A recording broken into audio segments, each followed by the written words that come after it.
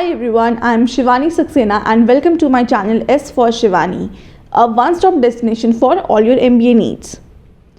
After the grand success of my previous videos on group discussion topics, I have come up with another video on 5 latest group discussion topics which you can expect to get this year if you're appearing for any process. And I will also be telling you a detailed explanation and approach of reaching out to these topics. But before we move ahead, I request you to please like this video and subscribe to my channel if you haven't already. Now the first topic, which is definitely something in rage in our country these days, and that is cryptocurrencies. So you can be asked, what do you think is the future of cryptocurrencies in India? Now my advice is whoever is introducing should first tell what is a cryptocurrency, and then you should know the names of some popular cryptocurrencies. So for example, you can say that you can give the greetings and you can start with saying that first we should understand what a cryptocurrency is. It's a digital or a virtual money that is generated by a series of written computer codes, to simplify it, and it is encoded in a way that it is very safe and it is anonymous. And since it is based out of a digital system, there isn't any independent or single central issuing authority of these currencies. A few popular currencies are Bitcoins, Ethereum, Ripple. Now if you feel that you are in support that these currencies have a bright future in the country, you can start by saying that cryptocurrencies are inflation protected. That means any up or down in the economy is not going to affect them. You can say that since these are very intricately encoded, the anonymity feature offers security against frauds and various thefts that you see with the regular currencies these days. The mechanism by which they are made is so complex that there cannot be any duplication of these currencies, or there cannot be any fake currencies. Now if you feel that these type of currencies do not have a bright future and you feel that it's just a fad, then you can mention that these currencies are very volatile. So nowadays, it's very common to hear that the value has fallen or the value has gone up. So there is a chance that you might suffer loss if you're investing in them. So the volatile nature is something which makes you feel that it doesn't have a bright future in the country. Also, there have been so many cases, if you'll read on internet, in India as well, whereas these currencies have become a common medium of exchange of financial transactions, and these are used for tax evasions, weapons procurement, gambling, phishing attacks. And since this anyway is a digital currency, there is a high chance that it is prone to online hacking as well. Now I'd tell you a few scams about which you can read more in depth online.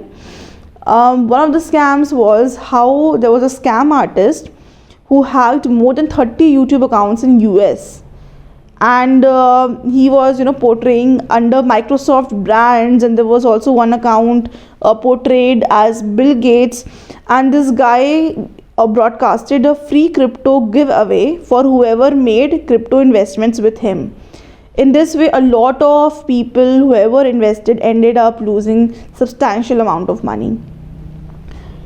Also, there has been, if I talk about an Indian example, NCB has in fact quoted that there have been international drug smuggling rackets and nexus which are involving cryptocurrency. Now, since you're talking about this in Indian context, you should also know the different regulations and involvement of the financial authorities in India that have been kind of shaping up the future. So for example, I'll tell you, in 2017 there was an emergence of so many currencies that Reserve Bank of India and Ministry of Finance sort of give a warning to people to not invest. And however, since there was no legal action or penalty, it didn't stop. In 2018, RBI issued a circular that prevented all banks and financial institutions from dealing with digital currency. And you can also read about the 2021 cryptocurrency bill, which is aimed at creating a framework for official digital currency for RBI, and which in a way is hinting that it can ban private cryptocurrencies. And this is how you can take this topic forward. The next topic, which is widely discussed over the last year, is nepotism in Bollywood. Now, this is a very creative topic, and I think a lot of you will have a lot of things to speak on this. But I can, I want to highlight a few other approaches that you can take with this topic. So to start with, you can mention how important Bollywood is as an industry, since you're an MBA student. So you have to highlight the contribution of Bollywood to GDPs, number of films being released every year, how it is important in portraying the image of India to the outside world. And then you can say that, like any other industry, like any other corporate or work area, Bollywood also suffers from nepotism. So in this way, you can highlight it is not something which is just common to Bollywood, but it is present everywhere. It is omnipresent. Now, if you are in favor, if you feel that there is nepotism, you can mention few things like the success of Star Kids movies versus some other people you feel were fairly, they did a good job, but they couldn't crack the numbers on the box office. You can also mention that how the actors are launching their kids through top directors and producers, whereas others are not getting that opportunity. You can mention about the struggles of actors like Ayushmann Khurrana, Nawazuddin, Randeep Hooda, Sushant Singh Rajput, and the entire case, how it opened eyes for all of us about what is happening inside the industry. If you are against, then you can mention the following points. You can say that nepotism can give the stars only their first films, but the rest of their career lies in their hard work and talent. So, example, Alia Bhatt and Ranbir Kapoor. You can also say that, you can also highlight that how there's a reason why these stars have it easy, because since they have studied that environment, they have grown up in that environment, they have seen their parents work, they have got access to all the good beauty products and lifestyle products. It comes very natural to them that they fit in well in Bollywood. The audience also follows their stories very closely before their launch. You can give some examples like Shania or Janhvi or Suhana. Like even before they are launched by any director, they're already a hype among the public. And you can also say that it isn't a thing that only Star Kids do well. There are so many people from outside world who have done extraordinary well. Now there are two other directions which you can take here, and that can give you some brownie points, because in this topic one can go on and on and on, but it would be great if you can give a different perspective. So you can mention that, okay friends, now let's discuss how can the auditions be made more transparent, or how can the screening process for any movie be made more logical and more objective. The third topic which I have come up with is the importance of mental health in today's times. Now you can start by saying mental health is something that impacts all the aspects of your lives. It is well connected to your physical health also, to your emotional health also. You can say that if anything happens to your mental health, it also automatically reflects on your physical health. For example, if you are constantly anxious or stressed, then it can have an impact on your heart, or it can lead to high blood pressure, which can lead to many other complications, and you can go on and on about the effects of it. Then one of you can say how COVID-19 has worsened the situation. For example, so many people have to quarantine themselves. They are staying in isolation. If any one of them is already going through some anxiety or some stress, then being alone, being cut off from the world can worsen the problem. You can also mention that it's recommended that for mental health you need to go out, you need to keep your body active, but since we cannot go out in COVID times, and that is again impacting our health, you can mention how there have been so many cases of suicides because people have been so lonely because of COVID and because of being cut off, that suicides have become so common instance. And you're also hearing of premature heart attacks on the rise, because everything ultimately boils down to how your physical health is doing as a result of your mental health. Again, a great point to highlight here can be how we ourselves are generating new sources of stress in our lives. So for example, social media is a big one. You can say that people are so conscious about the likes and comments they're getting on their posts. They get triggered by the criticisms that in way is affecting their health. And then you can also give examples for the same. Now, a great way to close this topic would be to discuss what we can do at our personal level, at a corporate level, and at the government level, if there is something that can be done. So here are a few of my suggestions. One is on personal level. You can do meditation. You can regulate the number of hours you're working in a day, keeping substantial time for your workouts, for your exercises, for your yoga, and for regulating your physical activity. So if you are just sitting and working all day, then that is not a healthy lifestyle. So there are certain changes which we can personally do in our lives. Next would be the corporate ways. So if you are someone who has interned, or if you have previously worked, you will know a lot of stress now is being given on the helplines for the employees who are battling some mental health issues. The organizations have started regulating the work timings. You are now hearing of quite a few organizations switching to 4-day work week, or regulating the work timings. The corporates also have these counseling sessions. They have tie-ups with therapists and psychologists these days. So that also is a great way to help your employees combat it. And also you can highlight here how there have been great advertising campaigns on mental health. For example, there was one ad of Tata Tea which said that you should not leave the elderly alone even if it is COVID. What you can do is offer them a tea, and you can check on them if they are doing all right. At government level, the government can definitely create awareness through the advertising medium also, as well as newspapers.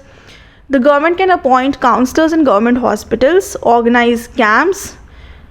Another reason for stress is basically unemployment, which has resulted from a lot of people losing their jobs during COVID, the cost cutting and all activities. So government can give employment opportunities to tackle that.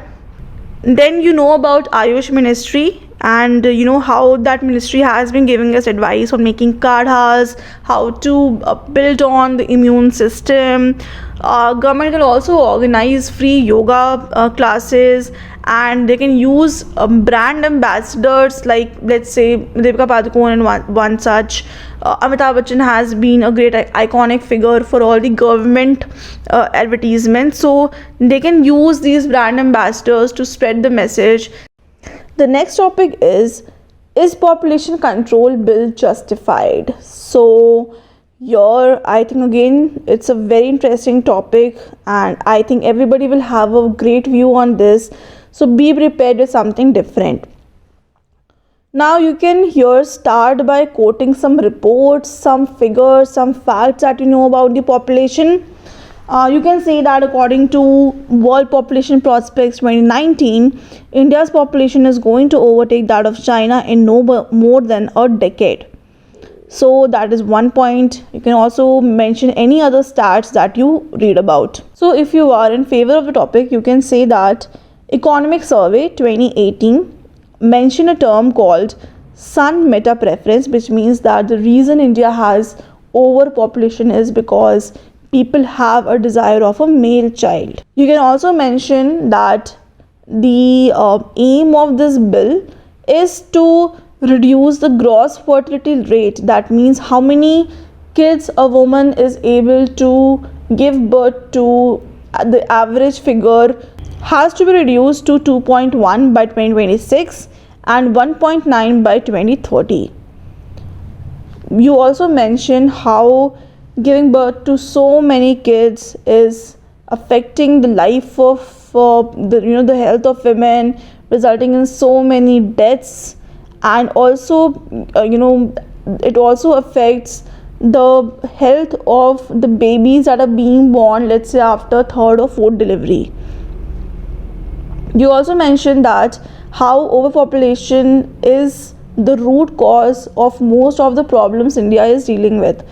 Read about the population control bill which was introduced in Rajya Sabha in year 2019.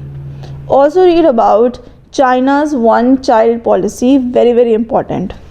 You should also know that under this bill there is some incentive that will be given to government employees. There will be some benefits in government jobs, certain subsidies under the public distribution system for people who have 2 or fewer children. Now if you're against this bill, you can give some really valid points, like if let's say there is a cap on the number of children you will have, then people would definitely want to have a male child because of the son meta preference. So this will result in more sex selective abortions. You can also highlight that educated couples are anyway giving birth to fewer children, but the problem lies with the poor. So there is no need for a bill, but we need to increase education, awareness on family planning, provide better healthcare facilities and easy availability of contraceptives. If there is some sort of some sort of stopping of subsidies for these poor people, it is going to push them into more poverty. Also, if you're reading about China's one child policy, do read about China's 3 child policy, which is a recent update. Because of the one child policy, there was an imbalance created in China's population, that they now have come up with a 3 child policy. So can similar situation happen in India as well? Have a viewpoint on that. And you can conclude this topic by saying that no, there is no need, let's say, for the population control bill, but we need to sharpen the existing laws. And a great brownie point here for you can be if you can reflect on what will be the impact of this bill on single parents or same-sex parents. Will they be covered? Will they not be covered? If there is some benefit, will they be able to get it? What should be the coverage of this bill? That is also a very very important aspect that you can cover. The last topic for this video is the new bill for raising the minimum age to get married for women justified? Now here I think there is no need to say that it's not justified. You can have like a neutral point of view. You can also give some pros, you can also give some cons, but maintain a balanced viewpoint here. But before you start talking on this topic, what you can do is you can mention some facts, mention some laws. So for example, in 1978, you should know that the Indian government increased the minimum legal age for marriage for girls from 15 years to 18 years and for boys from 18 to 21. So it was not the same earlier. Now you can justify this, you can justify this new bill by saying that if girls are getting 3 or more years, then that will mean that they will be able to achieve higher education, do well in careers, they can get the financial independence and career opportunities. Since they will be getting pregnant after marriage at a good age, there will not be any complications which were earlier associated with teenage pregnancies. So if the mother is healthy, the child will also be healthy.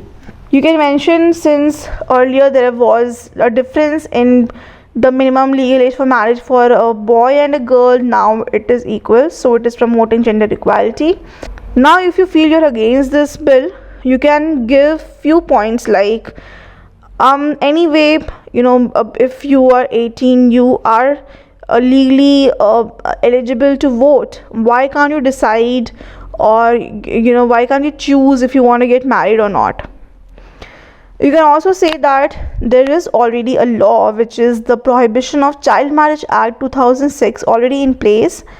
Despite that, There have been 23% child marriages in the country.